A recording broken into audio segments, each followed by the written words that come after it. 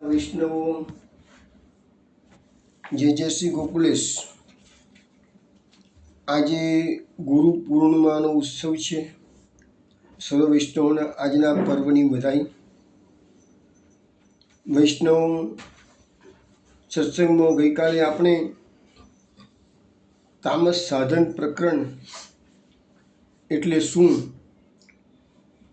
તે ભાગવતાર્થ પ્રકરણના આધારે સમજવાનો પ્રયત્ન કરેલો.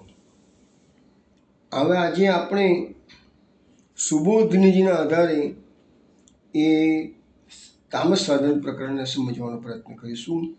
અને તે પછી આપણે ચિરહરણ લીલાની શરૂઆત ગઈકાલ તો આપણે કરી દેલી છે, પણ ચિરહરણ લીલાના શરૂઆતમાં એનું જે સુબોધનીજી બધું એ આજે આપણે લઈશું. પરંતુ તે બધું શરૂ કરીએ તામસ સાધન એ પહેલાં આજે જે ગુરુ પૂર્ણિમા છે એટલે ગુરુ મહિમાનું એક પદ વિનોદા ગાશે.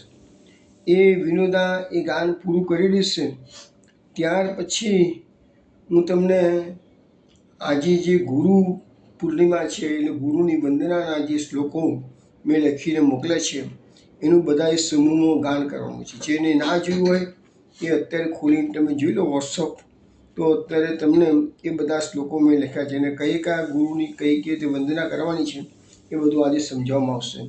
અને એના પછી હું તમને આજના ઉત્સવનું આજના દિવસનું મહત્ત્વ સમજાવીશ, ગુરુ મહાત્મ્ય સમજાવીશ, અને ત્યાર પછી જ આપણે આ ચિરહરણ લીલાનું રસાસ્વાદન કરીશું. ચલો, સૌથી પહેલાં ગુરુ બિન એસી કોણ કરે. ऐसी कौन करे गुरु बिन, ऐसी कौन करे,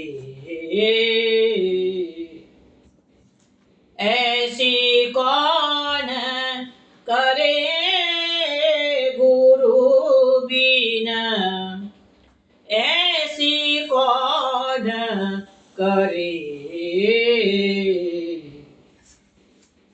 माला तिलक मनोहर बानो, ले सिर छत्र धरे गुरु बिन, ऐसी कौन करे.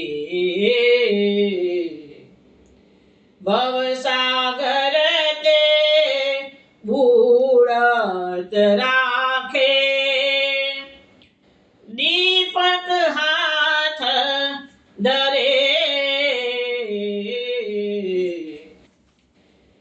सूर श्याम गुरु ऐसो समर्थ, सूर श्याम गुरु ऐसो समर्थ, छिन मेले उबरे गुरु बिन, ऐसी कौन करे,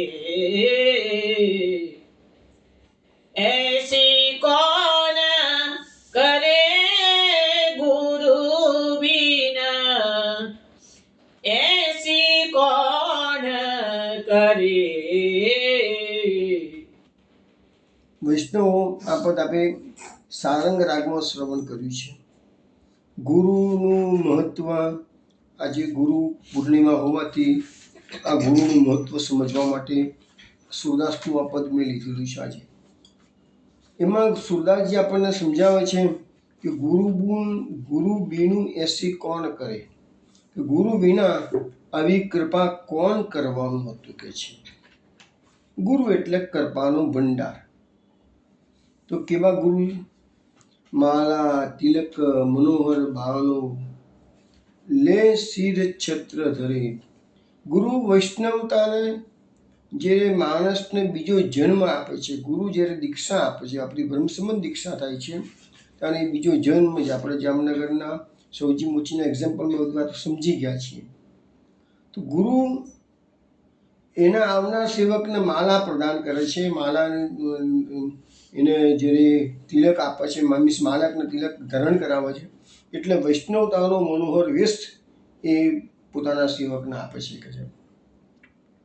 અને એવી રીતે પોતાની કૃપારૂપી છત્ર એના માથે ધરાવે. જે એક વખત ગુરુ જવાબદારી લે શિષ્યની, શિષ્ય એનો બની ગયો, એને દીક્ષા આપી, એ દિવસથી ગુરુની જવાબદારી થઈ જાય છે. ભવસાગર તે મૂર્ત રાખે દીપક હાથ જરે. હવે ગુરુ એક વખત જવાબદારી લઈ લીધી શિષ્યની, એટલે એ શિષ્ય કોઈ પણ સંજોગોમાં સંસાર સાગરમાં ફસાઈ જાય નહીં, ડૂબી જાય નહીં, એની પૂરેપૂરી તકેદારી રાખે છે. અને એના માટે શું કરે છે?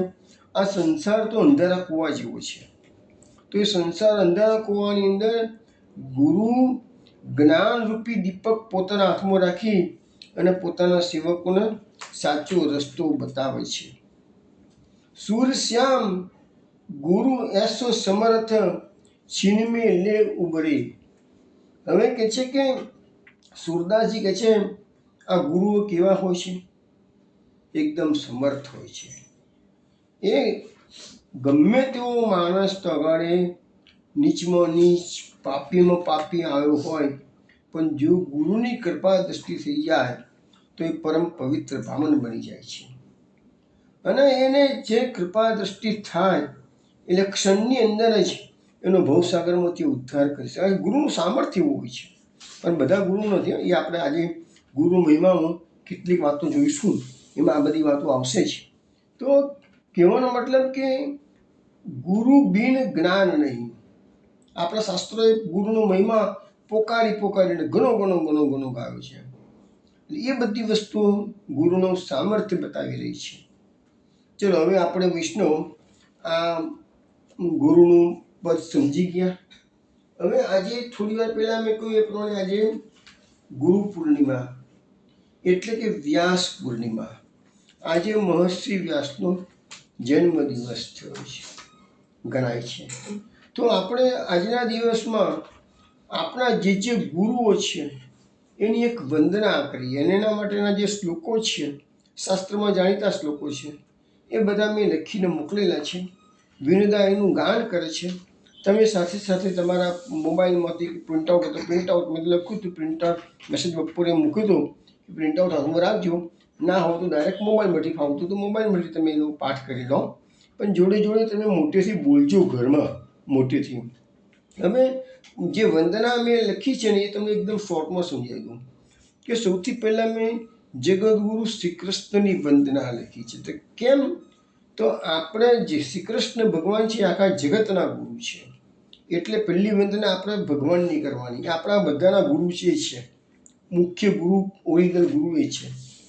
પછી બીજા નંબરમાં મેં મહર્ષિ વ્યાસની વંદના બતાવી છે. એટલા માટે છે કે આપણા સનાતન હિન્દુ સંપ્રદાયના ગુરુ છે એ વ્યાસ છે. આપણા તો એ કહેવાય છે કે વ્યાસોચ્છિષ્ટમ જગત સર્વમ, વ્યાસોચ્છિષ્ટમ એટલે કે વ્યાસનું ઉચ્છિષ્ટ છે. આ દુનિયામાં જેટલા શાસ્ત્રો તમને દેખાય છે ને એ બધા વ્યાસનું ઉચ્છિષ્ટ જ છે. વ્યાસજીએ ના કહ્યું હોય એવું કોઈ શાસ્ત્ર નથી. અને વ્યાસજીએ એટલા માટે વ્યાસજીનું જે મહાભારત છે એના માટે કહેવાય છે પંચમવેદ. ઇવન ભાગવતને બી પંચમવેદ કહેવાય છે, પણ મહાભારત માટે એમ કહેવાય છે કે જે મહાભારતમાં નથી એ દુનિયામાં ક્યાંય નથી. એટલે દુનિયાની કોઈ પણ વસ્તુ એવી નથી કે જે મહાભારતમાં ના હોય. એવું વ્યાસજીએ મહાભારતની રચના કરી છે. 1,00,000 શ્લોકો છે મહાભારતના. વેદોના 4,00,000 શ્લોકો છે. વેદોના પણ 1,00,000 શ્લોકો છે. અને બધા પુરાણોના લગભગ 4,00,000 શ્લોકો છે. અને મહાભારત એકલા છે 1,00,000 શ્લોક છે. પણ એ વેદોના તો વ્યાસ મહર્ષિએ વિભાગ કરેલા છે. વેદોની ઉત્પત્તિ તો સ્વયંભૂ છે, એટલે એને અપૌરુષેય કહેવાય છે. પણ મહાભારત અને ભાગવત અને પુરાણો બધા વ્યાસજીએ લખેલા છે. એટલે વ્યાસજી આપણું આખો સનાતન ધર્મ એ વ્યાસજીનો ઋણી છે કે વ્યાસજી હતા તો જ આ સનાતન ધર્મનો પ્રકાશ આપણને કરી શક્યા છે. આજે વર્ષો, અબજો વર્ષ થઈ ગયા છે આ સનાતન ધર્મને. તમને કદાચ ખ્યાલ આવશે કે વ્યાસજી તો દ્વાપરમાં થયા અને આપણે તો કહીએ છીએ અબજો વર્ષ જૂનું છે, પણ એ વસ્તુ પર આજે હું તમને વ્યાસજીનું મહત્વ સમજાવીશ. એમાં આવશે કે દરેકે દરેક દ્વાપરની અંદર વ્યાસજી જન્મ લે છે. શ્રી કૃષ્ણ ભગવાન એટલે વ્યાસ વિષ્ણુ ભગવાન વ્યાસના રૂપે જન્મ લે છે. તો એ વસ્તુ આપણને આજે બતાવવામાં આવશે છે. ત્યાર પછી આપણે વંદના કરીશું ગોપીજનો. ગોપીજનો એ ભક્તિ માર્ગના પુષ્ટિ માર્ગના ગુરુ છે. એટલા માટે કે જે ગોપિકા પ્રોક્તા ગુરવ, ગુરુ ભક્તિ માર્ગમાં ગુરુ ગોપીજનો જ છે. અને એટલા તો નારદજી ભક્તિ માર્ગના આચાર્ય ખરા, પણ નારદજીએ પણ ગોપિકાઓની વંદના કરતા લખ્યું છે નારદ ભક્તિ સૂત્રમાં, યથા ગોપિકાનામ. ભક્તિ કેવી કરવાની? તો યથા ગોપિકાનામ, ગોપિકાઓથી મોટી વિશેષ ભક્તિ દુનિયામાં કોઈ કરી શકે જ નહીં. એ લેવલની ભક્તિ ગોપિકાઓની છે. માટે આપણે પછી ગોપિકાઓની વંદના કરવાની છે. ત્યાર પછી આપણો સંપ્રદાય પુષ્ટિ સંપ્રદાયમાં આપણે દીક્ષિત થયા છીએ. આ સંપ્રદાય પ્રકટ કર્યો છે શ્રી વલ્લભાચાર્યજી. એટલે શ્રી વલ્લભાચાર્યજીની આપણે વંદના કરીશું. ત્યાર પછી આપણે વંદના કરીશું શ્રી ગોકુલનાથજીની. કારણ કે આ સંપ્રદાય ટક્યો છે ક્યારે? મારા તિલકનું રક્ષણ શ્રી ગોકુલનાથજીએ કર્યું છે તો આ સંપ્રદાય ટક્યો છે. નહીં તો પુષ્ટિ સંપ્રદાય જહાંગીરના સમયમાં, ચિદ્રગુપ્તના સમયમાં સમાપ્ત થઈ ગયો હોત. એ લોકોએ જબરજસ્ત એટેક કર્યો હતો. પણ ગોકુલનાથજી અડીખમ ઉભા રહ્યા છે. આખો વૈષ્ણવ સમાજ ગોકુલનાથજીનો ઋણી છે.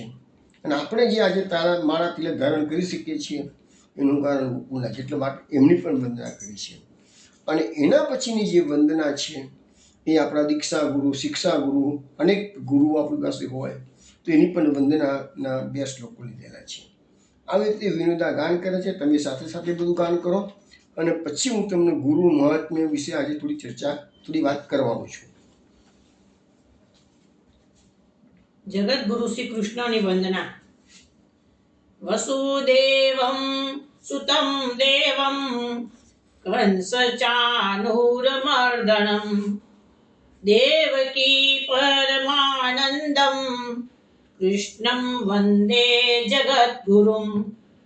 શ્રી વ્યાસ મહર્ષિની વંદના, સનાતન ધર્મના ગુરુ. વ્યાસાય વિષ્ણુ રૂપાય વ્યાસ રૂપાય વિષ્ણવે નમો વૈ બ્રહ્મનિધયે વાસિષ્ઠાય નમો નમઃ. પુષ્ટિ માર્ગના ગુરુ શ્રી ગોપીજનોની વંદના. વંદે નંદ વ્રજ સ્ત્રીણામ પાદરેણુમ અભીક્ષ્ણશઃ યાશામ હરિ કથોદ્ગીતમ પુનાતિ ભુવનત્રયમ. પુષ્ટિ સંપ્રદાયના ગુરુ શ્રી મહાપ્રભુજીની વંદના. ચિંતા સંતાન હંતારો યત્પાદાંબુજરે નવઃ સ્વીયાનામ તાન્ની જાચાર્યાન પ્રણમામિ મુહુર્મુહુ. સૌંદર્યં નિજગતં પ્રકટિतं સ્ત્રીગૂઢભાવાત્મકં પુંરૂપં ચ પુનಸ್ತદંતર્ગतं પ્રાવિવિશત્સ્વપ્રિયે સંશ્લિષ્ટાવુભયો બભૌ રસમય કૃષ્ણો હિ તત્સાક્ષિકં રૂપં તત્ત્રિતયાત્મકં પરમભિધેયં સદા વલ્લભં. ધ્યેયં સદા વલ્લભમ. શ્રી ગોકુલનાથજીની વંદના, માલા તિલકના રક્ષણહાર. નમામિ ગોકુલાધીશં લીલા માનુષ વિગ્રહમ વ્રજાધીશં વિશ્વવિભું પાર્વતી પ્રાણવલ્લભમ. દીક્ષા ગુરુની વંદના.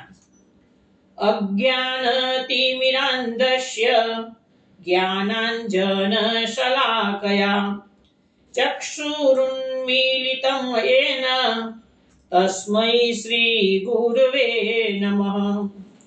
ગુરુર્બ્રહ્મા ગુરુર્વિષ્ણુ ગુરુર્દેવો મહેશ્વરઃ ગુરુઃ સાક્ષાત પરબ્રહ્મ તસ્मै શ્રી ગુરવે નમઃ. હવે વિષ્ણુ આપણે ગુરુ મહાત્મ્ય વિશે થોડીક વાત કરી લઈએ. સૌથી પહેલા તો એ છે કે આજનો દિવસ છે એ વ્યાસજીની જે ગુરુ પૂર્ણિમા કેમ કહી છે, તો આજનો દિવસ એ વ્યાસ મહર્ષિનો પ્રાકટ્ય દિવસ છે. શ્રીમદ ભાગવતના 12મા સ્કંદના 6થા અધ્યાયમાં ઉલ્લેખ છે કે આ વૈવસ્વત મન્વંતરમાં બ્રહ્મા, શંકર વગેરે લોકપાલોની પ્રાર્થનાથી અખિલ વિશ્વના જીવનદાતા ભગવાને ધર્મની રક્ષા માટે મહર્ષિ પરાશર દ્વારા સત્યવતીના ગર્ભથી પોતાના અંશરૂપ સત્વગુણના અંશ વડે કલા સ્વરૂપ વ્યાસ રૂપે અવતાર ગ્રહણ કર્યો. એટલે વ્યાસજી જે છે એ ભગવાનનો અવતાર છે એવું આપણને શ્રીમદ ભાગવત સમજાવે છે. બીજી વસ્તુ જે વ્યાસ છે એ વ્યાસજી પાછા ચિરંજીવીમાં પણ નામ આવે છે. પછી આ વર્તમાન યુગમાં વેદના 4 વિભાગ. વ્યાસજીનું મોટું જે કામ છે તો વેદો છે એ અપૌરુષેય છે, કોઈના બનાવેલા નથી, ભગવાનના શ્વાસમાંથી નીકળેલા છે, ઉચ્છ્વાસમાંથી નીકળેલા છે. પણ એ વેદો સમજવાના અઘરા પડે એટલે એમને 4 વિભાગ કરેલા છે. ભાગવતમાં લખ્યું છે કે જેમ મણિઓના સમૂહમાંથી વિભિન્ન જાતના મણિઓને અલગ અલગ કરી જુદા પાડવામાં આવે છે, તે જ પ્રમાણે આ મહાબુદ્ધિમાન વ્યાસદેવજીએ મંત્રના સમુદાયોથી ભિન્ન ભિન્ન પ્રકરણો પ્રમાણે મંત્રોનો સંગ્રહ કરીને ઋગ્વેદ, યજુર્વેદ, સામવેદ અને અથર્વવેદ એવી રીતે 4 વેદોનું 4 ભાગ કરેલા હતા. અને પોતાના 4 શિષ્યોને પ્રત્યેકને એક વેદ આપી દીધો. તો લખ્યું છે કે ઋગ્વેદ સંહિતા જે છે એ પૈલ નામના શિષ્યને આપી છે. પછી યજુર્વેદ સંહિતા જે છે એ વૈશંપાયનને આપી છે. પછી છાંદોગ્ય સંહિતા એ એમને આપી છે, એટલે મીન્સ કે સામવેદ એ જૈમિની ઋષિને આપ્યું છે.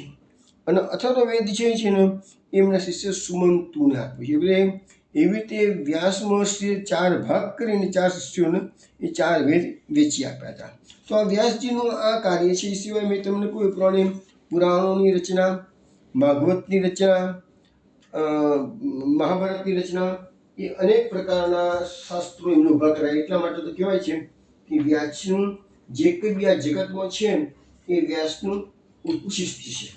હવે વ્યાસજીને આપણે ગુરુ બનાવ્યા છીએ. દરેક વ્યક્તિના જીવનમાં કોઈકનો કોઈક તો ગુરુ હોવા જોઈએ. અને ગુરુ હશે તો જ એને માર્ગદર્શન આપી શકશે.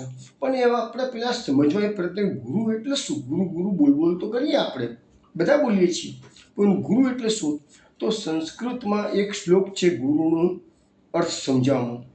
ગુકારો હિ અંધકારોસ્તિ ઋકારસ્તન્નિરોધક અંધકાર નિરોધિત્વાદ ગુરુ ઇત્યવિધીયતે. એટલે કે જે ગુનો અર્થ થાય છે અંધકાર અને રૂનો અર્થ થાય છે રોકનાર. આમ ગુરુ એટલે શું? તો શિષ્યના અજ્ઞાન રૂપી અંધકારને જે રોકી શકે છે તેને ગુરુ કહેવાય છે. એટલે એ ગુરુ શિષ્યની પાસે આવ્યો એટલે મેં કહું ને કે જવાબદારી એની થઈ જાય છે. તો શિષ્યનો અજ્ઞાનના અંધકારમાંથી એને જ્ઞાનના પ્રકાશ આપવાનું કામ ગુરુદેવ કરે છે. આપણા પુષ્ટિ માર્ગમાં, પુષ્ટિ સંપ્રદાયમાં મહાપ્રભુજી ગુરુ છે. મહાપ્રભુજીનું સર્વોત્તમ સ્તોત્રનો બધા પાઠ કરતા જશો. એમાં 29મું નામ આવે છે ગુરુ. મહાપ્રભુજીને પણ 108 નામમાં એક નામ ગુરુ છે. આપણે શ્લોક 13મા નંબરનો શ્લોક છે, એમાં શું કહીએ છીએ? સર્વલક્ષણ સંપન્ન શ્રી કૃષ્ણ જ્ઞાન ધો ગુરુ. તો અહીંયા શબ્દ શું આવ્યો? શ્રી કૃષ્ણ જ્ઞાન દો ગુરુ. તો શ્રી કૃષ્ણનું જે જ્ઞાન આપણને આપે છે એવા ગુરુ શ્રી મહાપ્રભુજી આપણા ગુરુ છે. તો અહીંયા આવ્યું ગુરુ. જ્ઞાન કોણ આપે? ગુરુ જ આપે. અને ગીતામાં પણ કીધું છે કે નહીં જ્ઞાનેન સદૃશમ પવિત્રમ વિદ્યતે. જ્ઞાનથી પવિત્ર વધારે દુનિયામાં કશું છે નહીં. અને ગુરુ બિન જ્ઞાન નહીં. અને જ્ઞાન કોણ આપે છે? ગુરુ. ગુરુ નથી તો જ્ઞાન નહીં આપી શકે. કેમ?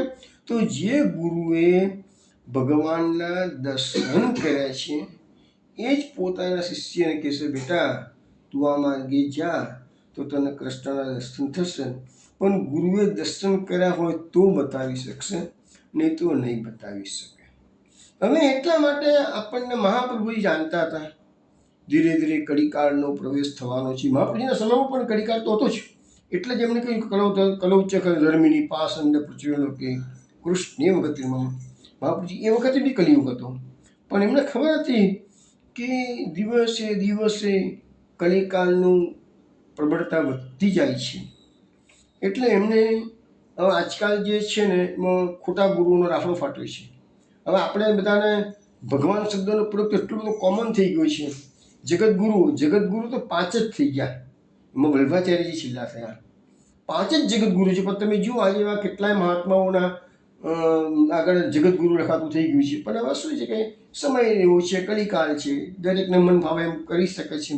પણ મહાપ્રભુજી એમાં આપણને ચેતવવા માટે કેટલાક ભય સ્થાનો આપણને આપી દીધા. એટલે એમને સરોનિર્ણયની કારિકામાં 227 નંબરની કારિકા સરોનિર્ણય પ્રકરણમાં એમાં એમને આપણને વૈષ્ણવને સમજાવી દીધું કે ગુરુ તો કરવા જ પડશે. ગુરુ વિના ચાલવાનું નથી. પણ ગુરુ કેવા કરવાના? તો કહે કૃષ્ણ શિવા પરમ ભિક્ષ્યમ દંબાદિ રહિતમ નરમ શ્રી ભાગવત તત્વજ્ઞમ ભજે જિજ્ઞાસુરાદરાત. એટલે કે છે કે એવા ગુરુ તમે કરો જે કૃષ્ણ સેવામાં તત્પરતા હોય, દંભ વગેરે દુર્ગુણોથી રહિત નર હોય, શ્રી ભાગવતના તત્વને જાણકાર હોય, એવાને તમારે ગુરુ કરવો. પાછું મહાપ્રભુએ શિષ્ય માટે પણ થોડીક કન્ડિશન મૂકી. શું છે? ભજે જિજ્ઞાસુ આદરાત. એટલે એવા જિજ્ઞાસુ, એટલે પહેલાં તો શિષ્યની પાસે જિજ્ઞાસા હોવી, જાણકારી મેળવવાની જિજ્ઞાસા શિષ્ય પાસે હોવી જોઈએ, એવું મહાપ્રભુજી આપણને જેમ સમજાવે છે. બીજું, ગુરુ પાસે જવાનું શિષ્યએ તો પૂરા આદરાત, એટલે આદર સાથે જવાનું છે, એમને નથી જવાનું. એટલે જિજ્ઞાસા એટલે ગુરુની પરીક્ષા કરવા નથી જવાનું, ગુરુની કસોટી કરવા નથી જવાનું, પણ જિજ્ઞાસાથી સાચા દિલની તમન્ના તમારી જોઈએ, મારે જાણવું સત્ય શું છે એના માટે. અને એ પણ ગુરુ પાસે આદરપૂર્વક જવાનું છે. એ બંને વસ્તુ અહીંયા કન્ડિશનો શિષ્ય માટે મૂકવામાં આવી છે. ગુરુ માટે કન્ડિશનો મૂકી છે, એમ આપણે જે શિષ્ય માટે મૂકી છે. હવે પણ આવા ગુરુ કળિયુગમાં મળવા તો બહુ દુર્લભ છે. તો પછી કરવું શું? મહાપ્રભુજી બધું જાણતા હતા પહેલેથી. એટલે મહાપ્રભુજીએ તરત જ 228 નંબરની કારિકામાં એને જવાબ આપી દીધો. તદભાવે સ્વયંવાપી મૂર્તિમ કૃત્વા હરે ક્વચિત પરિચર્યામ સદા કુર્યાત તદ્રૂપમ ચ સ્થિરમ. એટલે એમ કીધું કે તમને જો આવા ગુરુ પ્રાપ્ત ન થાય તો પણ વૈષ્ણવોએ શ્રી કૃષ્ણની સેવા તો કરવી જ. એટલે અહીંયા એવો કોઈ સ્પષ્ટ ઉલ્લેખ નથી કે ભાઈ તમારે ઠાકોરજી પુસ્તકમાં કોની પાસે જવાનું. એવો મહાપ્રભુજીએ 228 નંબરની કારિકામાં એટલો જ ઉલ્લેખ કર્યો છે, એવા ગુરુ ન મળે તો પણ તમારે તો મૂર્તિ લાવી અને પરિચર્યા એટલે કે સેવા સદા કુર્યા, સદા કરવાની જ કહે છે. કે કેમ? તદ્રૂપમ તત્ર ચ સ્થિતમ. એટલે ગુરુ એ તમારી જે મૂર્તિ છે એ ગુરુનું સ્વરૂપ છે એમ તમે માની લેજો. એટલા માટે આપણે સ્ટાર્ટિંગમાં જ કહેવામાં આવ્યું છે કૃષ્ણમ વંદે જગદગુરુ. અને બીજી વસ્તુ છે એમને કહું કે મહાપ્રભુજીએ જે ભાગવત આપણને આપ્યું છે એ શ્રી કૃષ્ણનું સ્વરૂપ જ છે. એટલે અમે લોકો તો શ્રીમદ ભાગવતને જ ગુરુ તરીકે સ્થાપી દીધા છે. અને કોઈ બી મૂંઝવણ હોય તો ભાગવતમાંથી મેળવવાનો એનો ઉકેલ કરવાનો પ્રયત્ન કરી રહ્યા છીએ.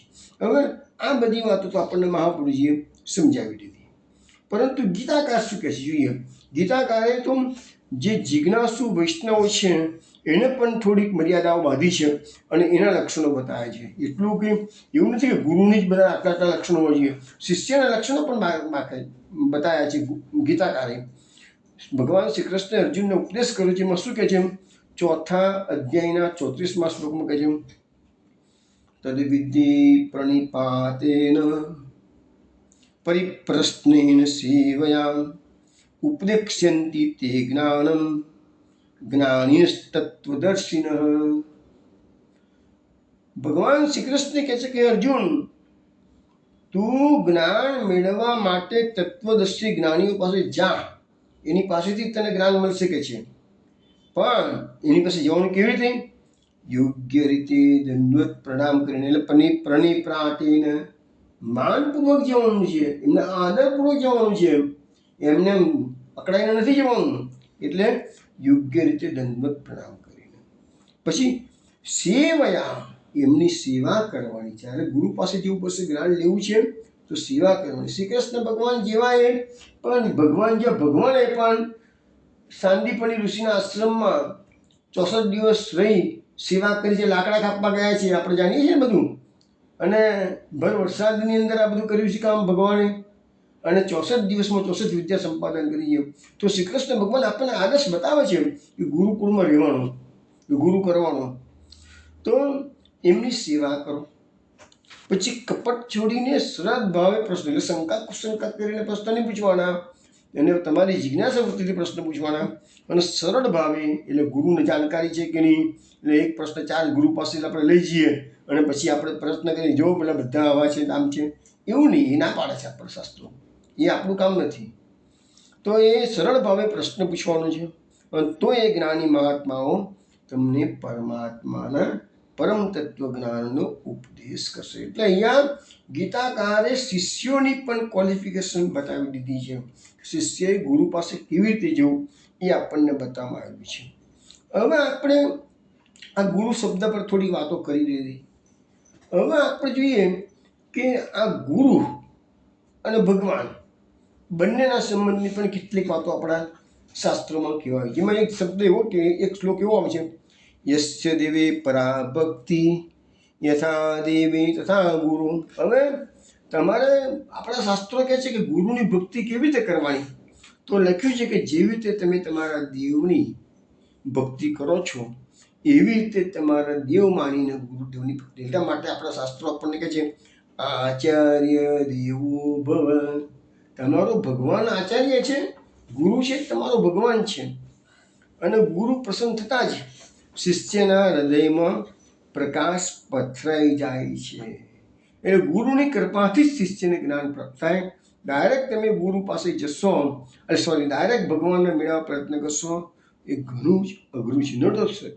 એટલે અશક્ય નથી પણ અઘરું છે. અને એના માટે આપણે ઘણી વખત હું નામદેવની એક્ઝામ્પલ આપું છું કે વિઠ્ઠલનાથજી પંઢરપુરી નાથ રોજ એની પાસે ખેલવા માટે પધારતા હતા, છતાં નામદેવને કાચો ભક્ત કીધો છે, નગુરો કીધો છે, ગુરુ વિનાનો કીધો છે.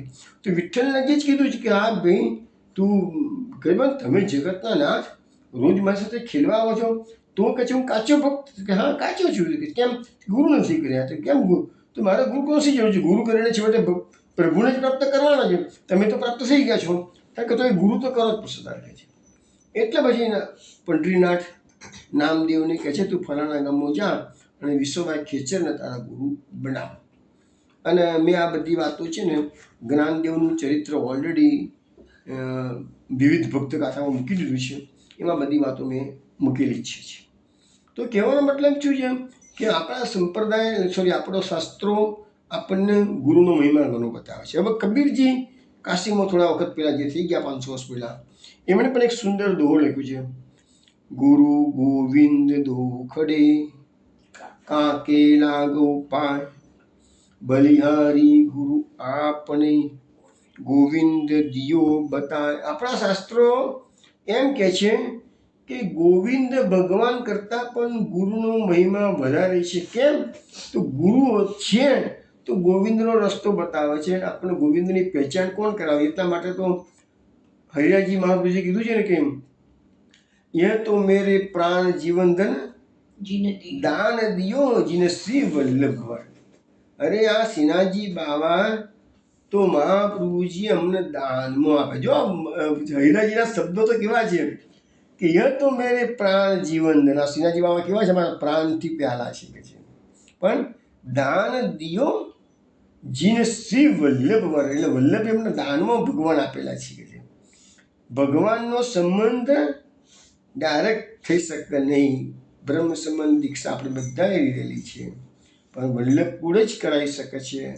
અને વલ્લભના આવેશ એમનામાં આવે છે એ વખતે, ત્યારે આપણને બ્રહ્મ દીક્ષા બ્રહ્મ સંબંધ દીક્ષા આપે છે. તો આ માર્ગ તો શ્રી વલ્લભ ભરનો છે. તો અહીંયા આપણા સંપ્રદાયમાં પણ આજે કબીરનો દોહો છે એવો એક બનાવ આપણા સંપ્રદાયમાં પણ બન્યો છે. જે વૈષ્ણવોએ મહાપ્રભુજીની બેઠકોમાં જ્યારે ત્યાં સ્પષ્ટ ના કર્યા હોય એટલીસ્ટ ગયા પણ હોય, ચરિત્ર વાંચેલું પણ હોય, તમને ખબર હશે જતુપુરા મુખારવિંદની અંદર જે મહાપ્રભુજીની બેઠક છે ત્યાં એવો બનાવ બનેલો. એક વખત મહાપ્રભુજી દામોદરદાસ સરસાણીની ગોદીમાં પોતાનું શ્રીમસ્તક મૂકીને બિરાજતા હતા. હવે એ વખતે ઉપર પહાડ પરથી ગિરિરાજ પરથી શ્રીનાથજી બાવા નુપુરનો ઝંકાર કરતાં કરતાં રૂમઝૂમ પધારી રહ્યા છે. હર્ષાણીજીએ દૂરથી જોયું કે શ્રીનાથજી બાવા પધારે છે. હવે પોતાના વલ્લભ, પોતાના ગુરુદેવ પોતાના ખોળામાં બિરાજીને આરામ ફરમાવી રહ્યા છે. હવે જો શ્રીનાથજી બાવાના પગના રૂપનો ઝંકાર નજીક આવે એમ વધતો જશે તો વલ્લભની ઊંઘમાં ખલેલ પડશે. એટલે એમની પોતાના હાથના ઇશારાથી શ્રીનાથજી બાવાને રોકી દીધા. જો તમે જુઓ શિષ્યનું સામર્થ્ય શું છે, તમે જુઓ, તમે સમર્થ ગુરુનો સમર્થ, શિષ્યનું સામર્થ્ય. શ્રીનાથજી બાવા અટકી ગયા છે.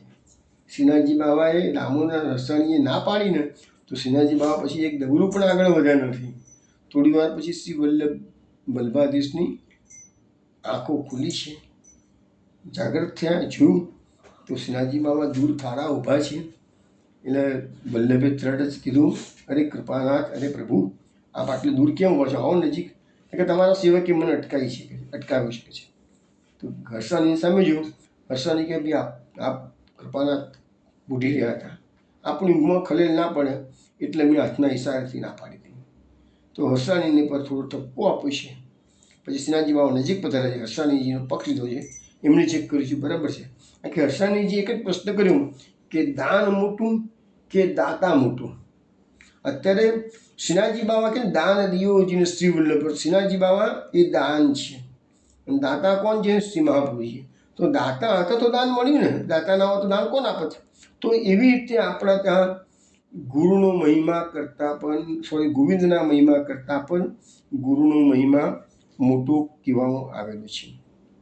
હવે આપણે શ્રીમદ ભાગવતની અંદર તો દત્તાત્રેયનો પ્રસંગ આવશે ને, અને એની અંદર દત્તાત્રેયે 24 ગુરુ કર્યા છે એવો ઉલ્લેખ આવે છે. દત્તાત્રેયના પ્રસંગમાં આવશે તો એના માટેનું એક નાનકડું આખ્યાન છે. આમ તો આપણે જ્યારે બધું 11મો સ્કંદ લઈશું ત્યારે આ બધું આવશે જ, છતાં અત્યારે ઉપર છેલ્લી વાત થોડી કરી લઉં તો એક આ જે 11મો સ્કંદ છે ને એ ભગવાને ઉદ્ધવજીને અંતિમ સમય જે ઉપદેશ કર્યો છે એ 11મો સ્કંદ. અને એમાં ઉપદેશની અંદર ભગવાને ઉદ્ધવજીને યદુરાજા અને દત્તાત્રેય વચ્ચેનો જે સંવાદ હતો એ શ્રવણ કરાવ્યો છે.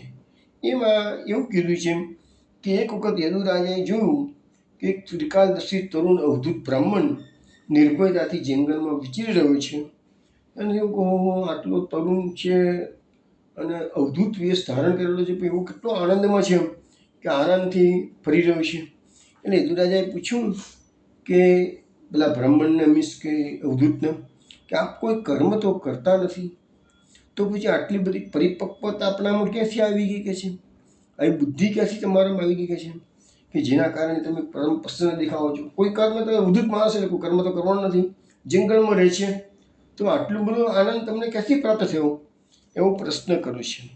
દત્તાત્રેયજીએ કહ્યું, હે રાજન, મેં મારી બુદ્ધિથી ઘણા ગુરુઓનો આશ્રય લીધો છે. જોયું, અનેક ગુરુઓ કર્યા છે એમને. હવે આમ તો સામાન્ય રીતે એમ કહેવાય છે ગુરુ એક હોવા જોઈએ, પણ દત્તાત્રેયના કિસ્સામાં 24 ગુરુની વાત આવે છે.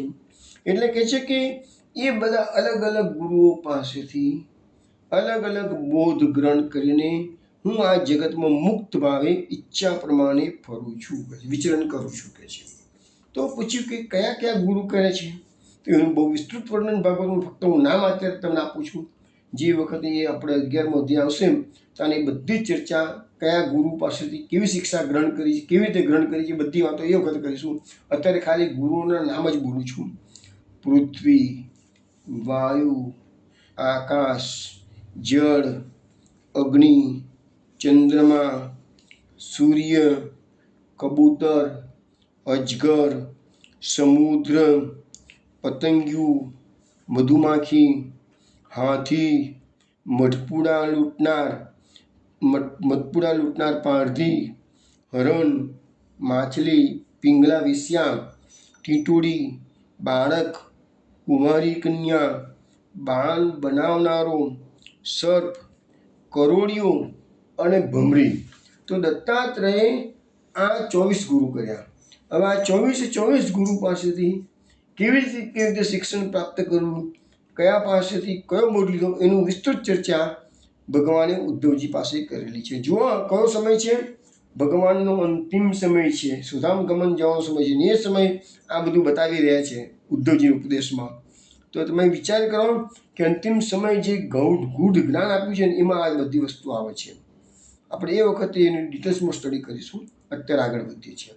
હવે એના વિશેષમાં દત્તાત્રેયજીએ એવું કહ્યું કે છેલ્લે તો કે છે મેં મારા દેહને પણ ગુરુ બનાવ્યો છે. છેલ્લે તો 24 ગુરુમાં દેહનું નામ નથી આવતું, પણ એને છેલ્લે કીધું મેં તો મારા દેહને પણ મારો ગુરુ બનાવી દીધો છે.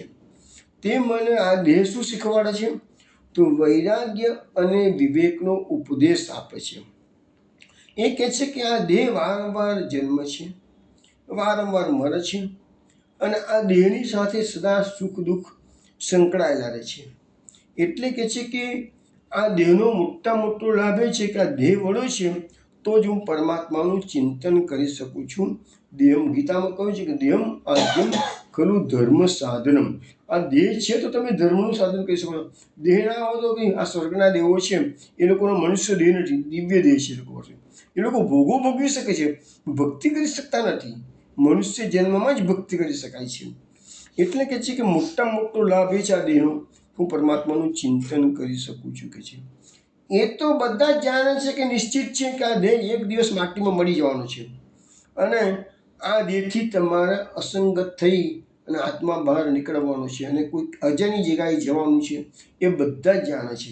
તો પછી મનુષ્ય બુદ્ધિમાન એને જ કહેવાય જ્યાં દેહમાં રહી અને પરમ તત્વની પ્રાપ્તિ, પ્રભુની પ્રાપ્તિ કરી લે. તો આવી રીતે દત્તાત્રેયના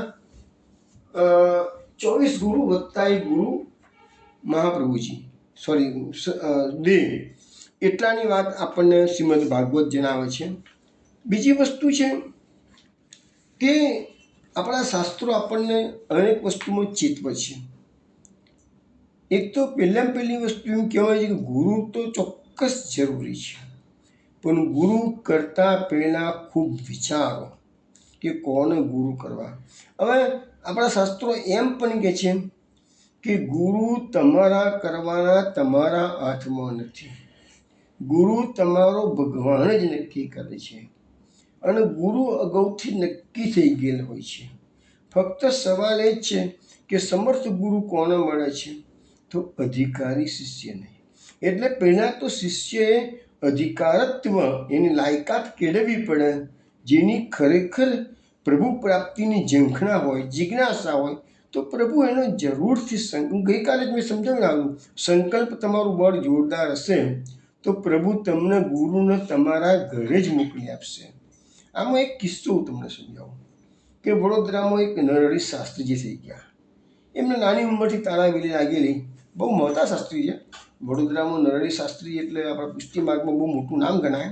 અને તમને કદાચ ખબર નહીં હોય તો ડોંગરીજી પણ આ નરહરી શાસ્ત્રી પાસેથી ભાગવત ભણ્યા છે. ઇન્દિરા બેટીજી પણ નરહરી શાસ્ત્રીજીને ગુરુ માનતા હતા. આ નરહરી શાસ્ત્રીજી એ લેવલના છે.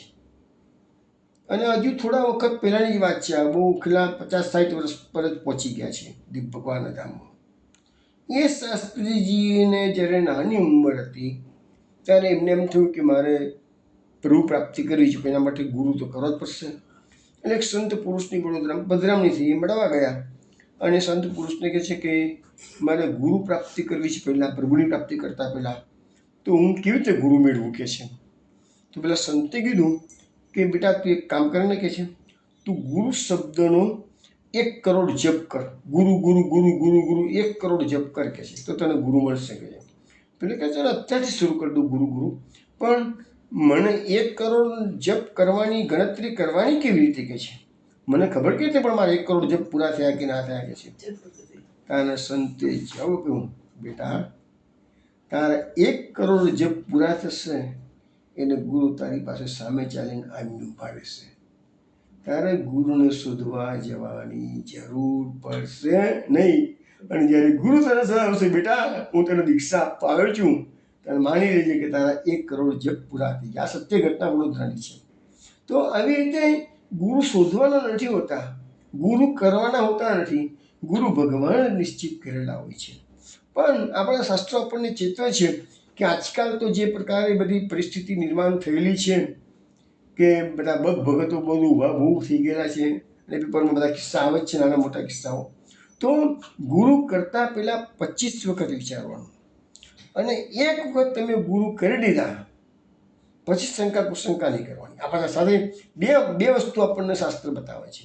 ગુરુ કરતાં પહેલાં 25 વખત વિચારો, અને ગુરુ કર્યા પછી શંકા કરવાની નહીં, અને ગુરુ બદલાય નહીં પાછા. આ મોટી વસ્તુ છે.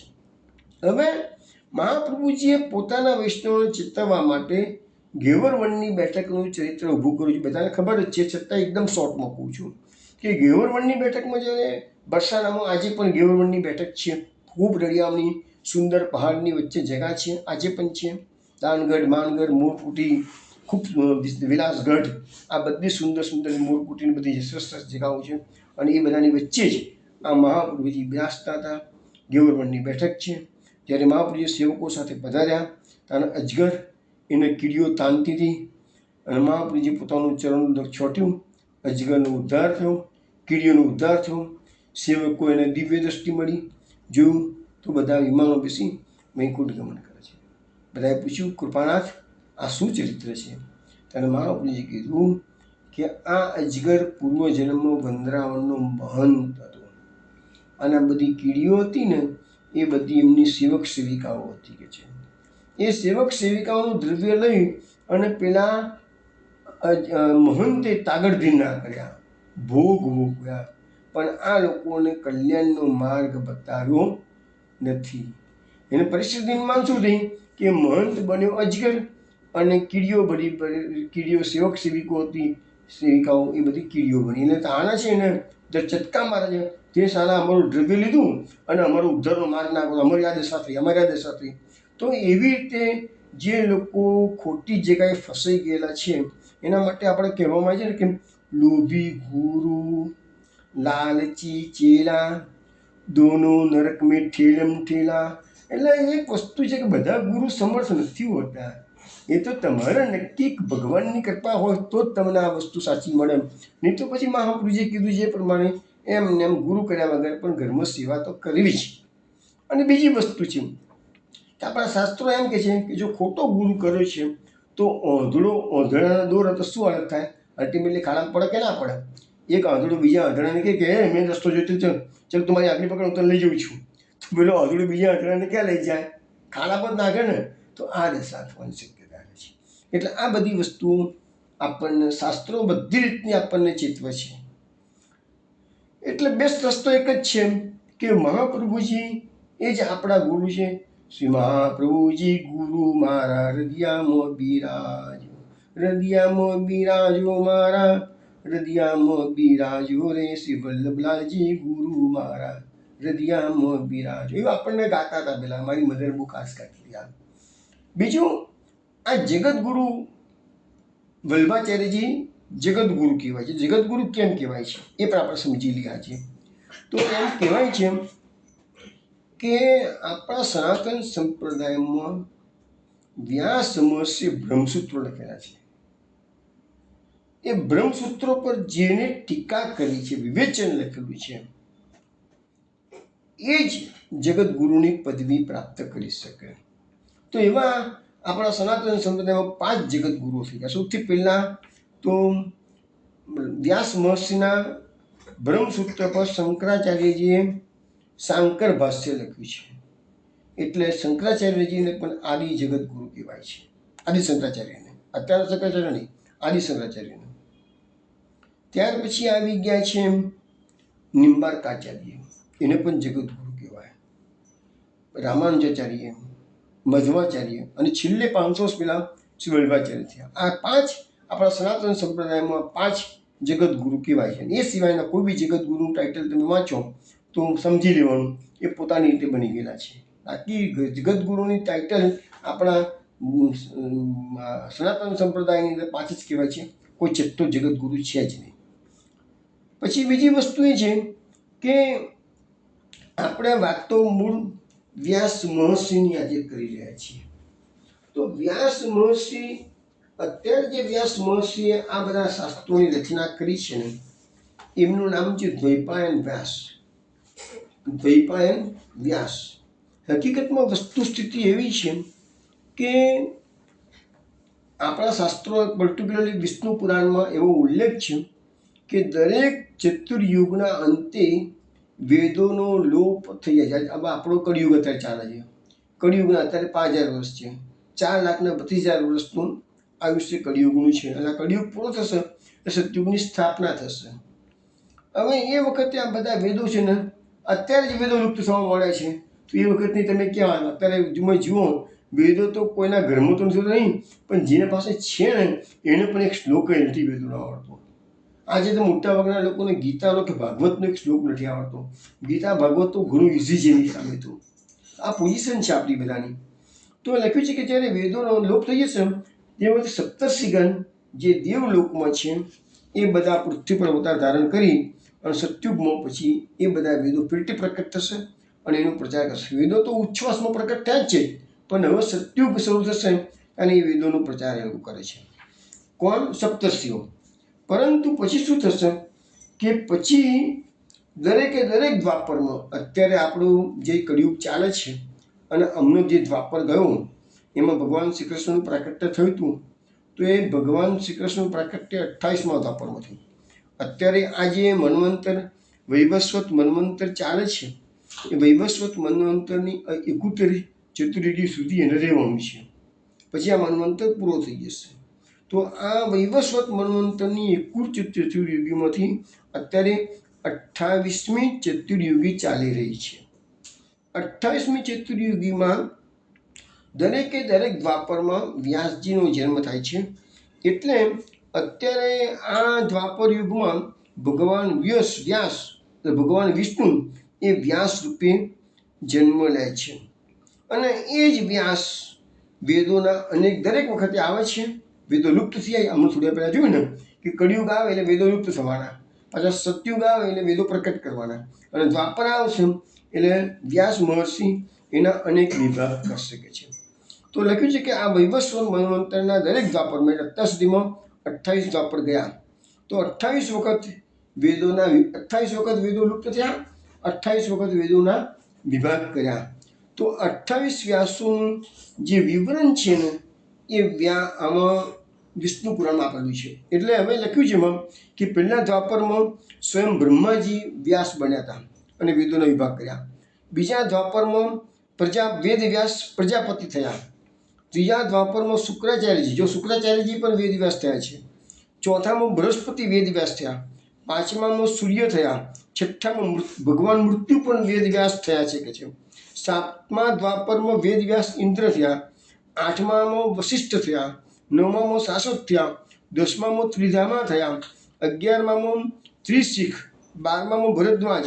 13મામાં અંતરિક્ષ અને 14માના વર્ણિ નામના વ્યાસ થયા. 15મા દ્વાપરમાં તૈયારુન. 16મા દ્વાપરમાં ધનંજય.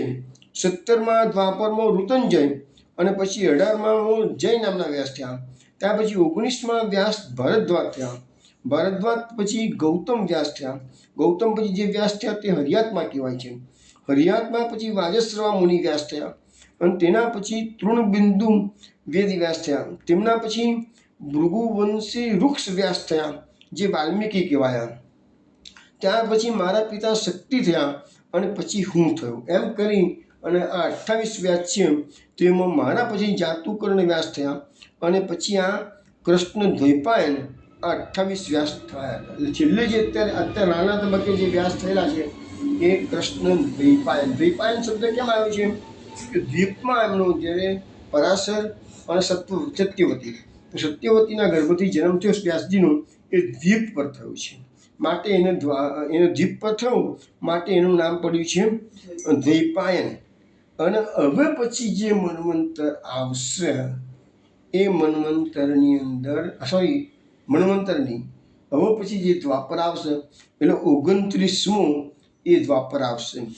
એમાં જે દ્રોણનો પુત્ર અશ્વત્થામા છે અને એ અશ્વત્થામા અત્યારે ચિરંજીવીમાં સ્થાન પ્રાપ્ત કરેલું છે અને એ જ અશ્વત્થામા આવતા દ્વાપર એટલે આવતા ચતુર્યુગીની અંદર એ ચિરંજીવીમાં અત્યારે તો છે પણ પછી એ સપ્તર્ષિમાં સ્થાન પ્રાપ્ત થશે અને વેદવ્યાસની પોસ્ટ એને મળશે. વેદવ્યાસ એ પોસ્ટ જ છે.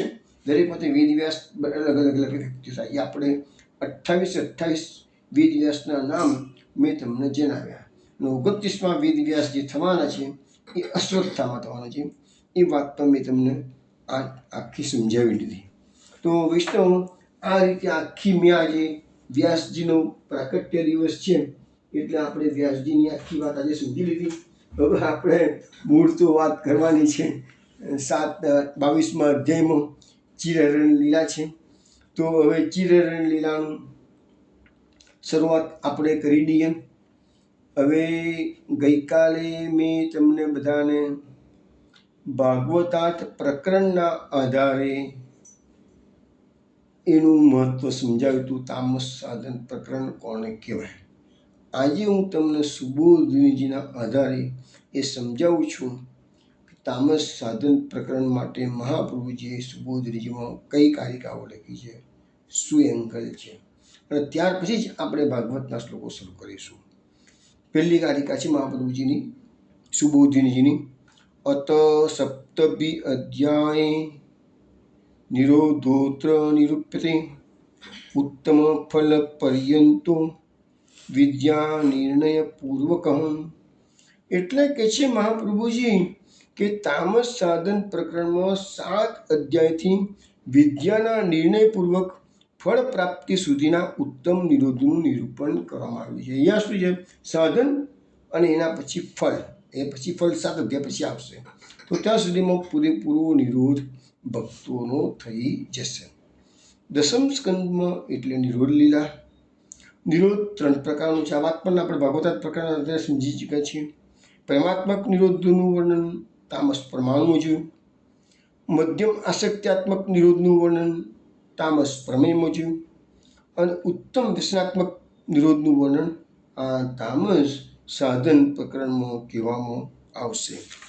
હવે કહે છે કે આપણા મહાપ્રભુજીએ પણ આ વાતને બતાવી છે કે યદા સ્યાદ વ્યસનમ કૃષ્ણે કૃતાર્થ સ્યાદ તદૈવહી ભક્તિવર્ધિનીમાં કહે છે મહાપ્રભુજી કે ભગવાન શ્રી કૃષ્ણનું જ્યારે તમને વ્યસન થાય તમે એના રહી જ ના શકો.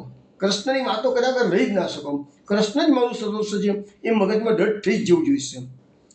ત્યારે જીવ કૃતાર્થ થઈ જશે. અને મહાપ્રભુજી આપણને એશ્યોરન્સ આપી છે સર્વ નિર્ણયની કારિકામાં કે હે જીવ, હે વૈષ્ણવ, તે કૃષ્ણની સેવા કરી છે પછી તું મૃત્યુ પછી તો તું કૃતાર્થ થવાનો નિશ્ચિત જ છે. માટે કોઈ ચિંતા કરીશ નહીં. આવી એશ્યોરન્સ મહાપ્રભુજીએ સર્વ નિર્ણયમાં આપેલી છે. એટલે આપણે પૂરેપૂરી શ્રદ્ધાપૂર્વક કૃષ્ણમય જીવન જીવવાનું છે. બસ કામ હું સમજાવતો રહું છું કે દુનિયાદારીના બધા જે પ્રમાણે કામ કરે પ્રમાણે ખાલી માઇન્ડને ડાયવર્ટ કરવાનું છે. ફક્ત માઇન્ડને, એક્ટિવિટીને ડાયવર્ટ નથી કરવાની કહેતો. અને એક્ટિવિટી કરવી હોય તો કૃષ્ણનું નામ અને કૃષ્ણનું કામ, બે જ એક્ટિવિટી, બીજી એક્ટિવિટી નહીં. કૃષ્ણનું કામ અને કૃષ્ણનું નામ. મુક્તિ નામ, શરીરથી કામ કૃષ્ણ માટે છે. એક વસ્તુ સમજો, તમે જે નોકરી કરો છો ને એ પણ એક ભક્તિ છે. કેવી રીતે? કે નોકરી એટલા માટે તમે કરો છો કે એનાથી અર્થ ઉપાર્જન થશે. એ અર્થ ઉપાર્જનથી તમે કૃષ્ણની સેવામાં કોઈ પણ જાતના વિક્ષેપ વગર સારી રીતે સેવા સંપાદન કરી શકો છો. જો એ ભાવથી તમે નોકરી કરતા હોય તો એ ભક્તિ છે. અને જો પૈસા સારામાં સારા મળે, સારો પગાર મળે અને સારામાં સારી લક્ઝરીસ આઇટમ ફરો, વિદેશોમાં ફરવા મળે, મહોત્સવ ભોગવવા મળે, એ ભાવ હશે તો એ પછી કર્મ થઈ ગયું, એ ભક્તિ નથી. આ ડિફરન્સ કરીએ. ક્રિયા એક જ છે, ક્રિયા એક જ, પણ ભાવ અલગ હશે તો એનું ફળ પણ અલગ છે. આ વસ્તુ આપણને શાસ્ત્રો સમજાવે છે. હવે બીજી કારિકામાં આપણે સમજાવે છે આપણને વિદ્યા પંચકમત્રાપી તસ્મિન જાતિ સુરક્ષણમ યૈવ ગમનમ ચાપી વૈકુંઠાવધિ વર્ણ્યતે. એટલે કે છે કે આ તામસ સાધન પ્રકરણમાં 5 પ્રકારની વિદ્યાઓનું નિરૂપણ કરવામાં આવ્યું છે.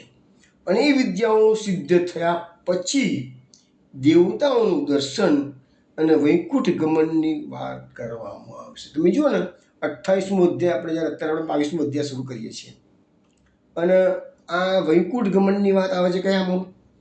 28 અધ્યાયમાં. 28મા અધ્યાયમાં. કેમ?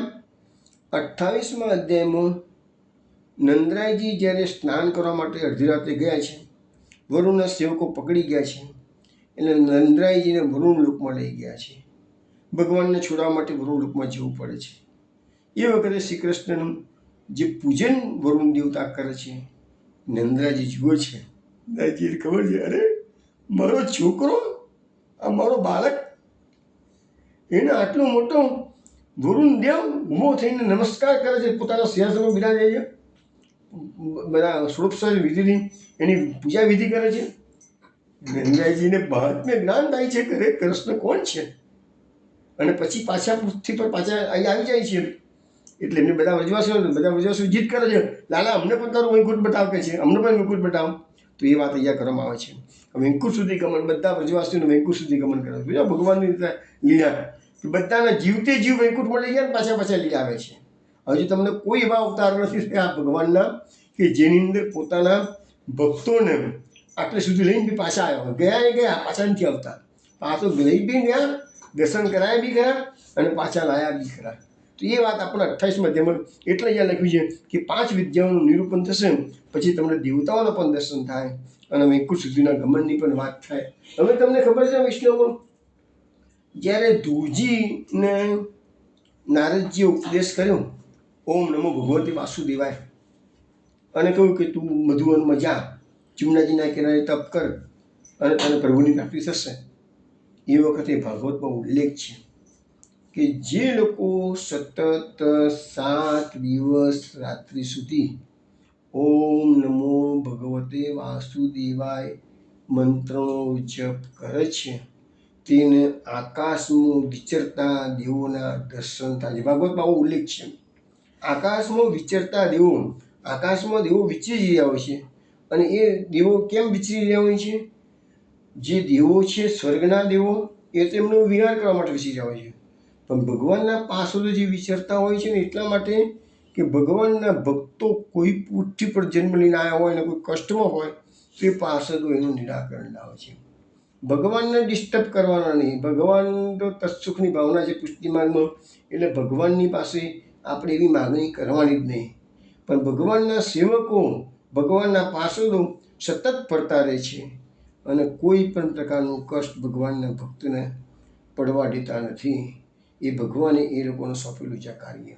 આકાશમાં વિચરતા દેવો હોય કે પાર્ષદો હોય એના દર્શન 7 રાત્રિ, ફક્ત તમે ચિત્રકેતુની એક્ઝામ્પલ વાંચશો 6થા સ્કંદમાં, એમાં પણ એ જ વાત આવે છે કે 7 દિવસ સુધી રાત્રિને દિવસ એને ખાલી દૂધનો ફલાહાર કરી અને મંત્રોપનિષદમાં ખાલી 8 શ્લોકો છે, ફક્ત 8 શ્લોકો, અને 8 શ્લોકોનું પાઠ એને 7 દિવસ કર્યો તો ત્યાં તો એને સિદ્ધિઓ મળી ગઈ. સ્પેશિયલ એક વિમાન અનંત દેવી પ્રગટ થઈને દર્શન આપ્યા છે.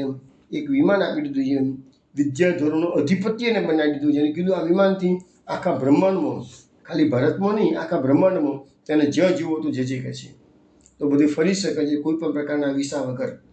તો એ બધી શક્તિઓ, એ બધી વાતો આપણે આ મંત્રોની તાકાત છે, ભક્તિની તાકાત છે, આ બધી વસ્તુઓ છે. ચલો હવે મહાપ્રભુજીએ આપણને જે કારિકા સમજાવી છે ને એમાં વિવરણની અંદર એવું કહે છે કે તામસ સાધન પ્રકરણમાં 5 પ્રકારની વિદ્યાઓનું નિરૂપણ કરવામાં આવેલું છે. અને ગુસાઈજીએ એમની ટિપ્પણીમાં આ 5 વિદ્યાઓનું નિરૂપણ કેવી રીતે કર્યું છે સમજાવીએ છીએ.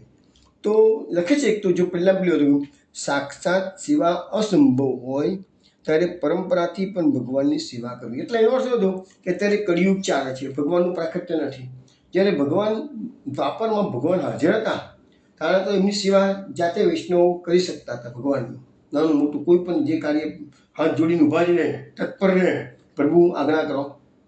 હવે અત્યારે તો પ્રભુનું અનવતાર દશા છે.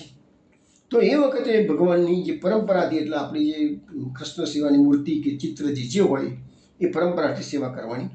દેહ ઇન્દ્રિયો વગેરેનો વિનિયોગ ભગવાનમાં જ કરવો. એટલે જો આપણને આ વસ્તુ સમજાવવામાં આવે છે કે દેહ અને ઇન્દ્રિયો સંસારમાં રખડવા માટે નથી આપી ભગવાને.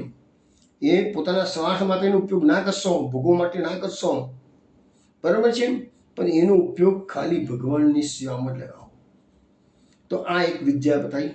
બીજી વિદ્યા, દેહાદિનો નિર્વાહ અને પ્રાણના ધર્મ જેવા કે ભૂખ, તરસ વગેરેની નિવૃત્તિ જીવના પોતાના પ્રત્યુથી સંભવ હોય તો પણ તેના માટે પ્રભુની પ્રાર્થના કરવી. હવે અહીંયા એક વસ્તુ આપણને નવી જાણવા મળે છે. સામાન્ય રીતે પુષ્ટિ માર્ગમાં તો એવું મહાપ્રભુજી કહે છે કે પ્રાર્થના કરવાની જરૂર નથી. પણ અહીંયા ગુસાઈજી ટિપ્પણી અંદર આ વસ્તુ ઇન્ડિકેટ કરે છે કે તમને કોઈ તકલીફ હોય, ભૂખ તરસ વગેરે માટે, તો ભગવાનને વિનંતી પ્રાર્થના કરો કે છે. હવે આ એના પરથી કીધું છે. તો જ્યારે ગોવાળિયાઓ ભૂખ્યા થયા, આપણે 24મો અધ્યાય આવશે, 23મો અધ્યાય આવશે, એમાં વિપ્ર પત્નીઓ ભગવાનને જમાડવા આવે છે, વાત આવશે ને, ત્યારે આ વસ્તુ આવશે. ગોવાળિયાઓ ભૂખ્યા થયા એટલે કૃષ્ણ કહે, હે કૃષ્ણ, હે બલરામ, અમને ભૂખ લાગી છે, ખાવાની વ્યવસ્થા કર કે છે.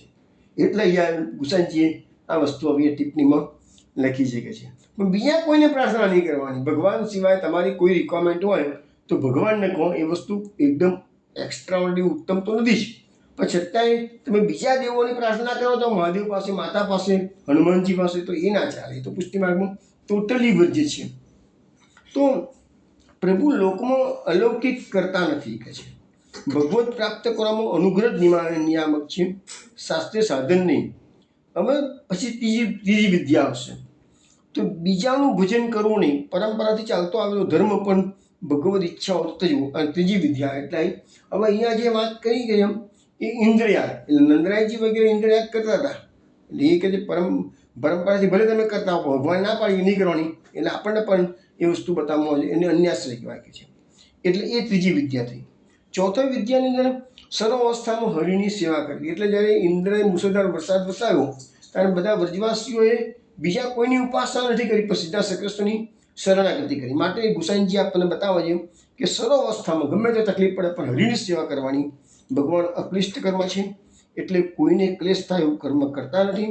તે નિજજનની અને પોતાના ભક્તોની રક્ષા અવશ્ય કરશે એવો વિશ્વાસ જે છે એ ચોથી વિદ્યા.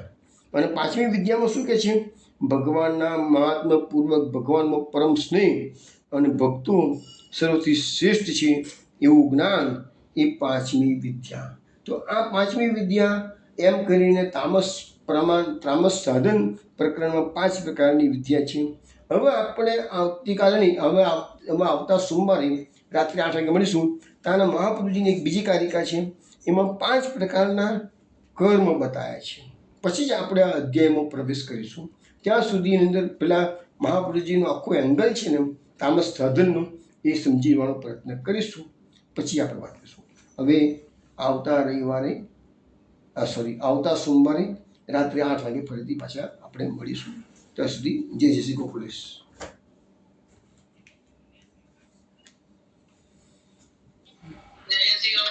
જય જય શ્રી ગોકુલેશ. જય જય શ્રી ગોકુલેશ. જય જય શ્રી